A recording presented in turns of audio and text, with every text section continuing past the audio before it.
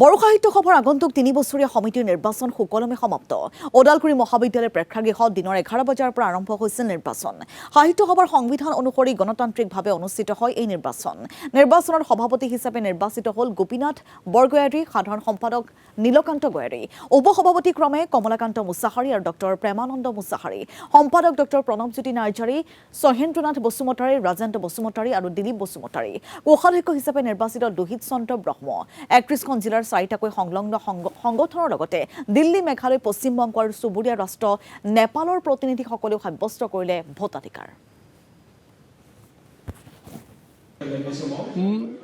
দায়িত্ব বাঢ়িল, গধুৰ লাগিছে। তাৰপিছত আনফালেদি অলপ নিজকে গৌৰৱ অনুভৱ কৰিছোঁ।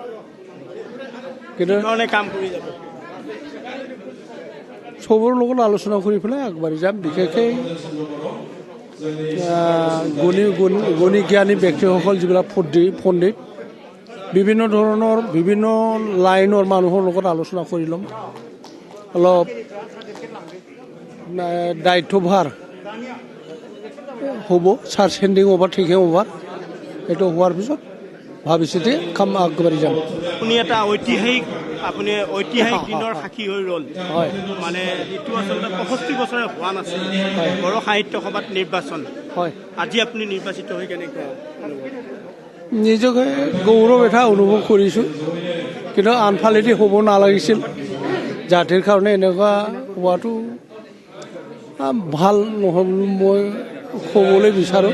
নিশ্চয়, কাৰণ এটা সময়ত বড়ো সাহিত্য সভাত কাম কৰা মানুহ আমি হাইৰাণ বিচাৰি ফুৰিব লগা হৈছিল। কিন্তু আজি বড়ো সাহিত্য সভাই অসম সাহিত্য সভাৰ পিছতে অহা বছৰ 75 বছৰ সম্পূৰ্ণ কৰিবলৈ গৈ আছে। এইবাৰ 74 বছৰত ভৰি দিছে। এই 74 বছৰীয়া বড়ো সাহিত্য সভাৰ কাৰ্যক্ৰমণিকাত এইটো এটা মানে সাংঘাতিক এটা ঐতিহাসিক দিন বুলি ক'ব লাগিব।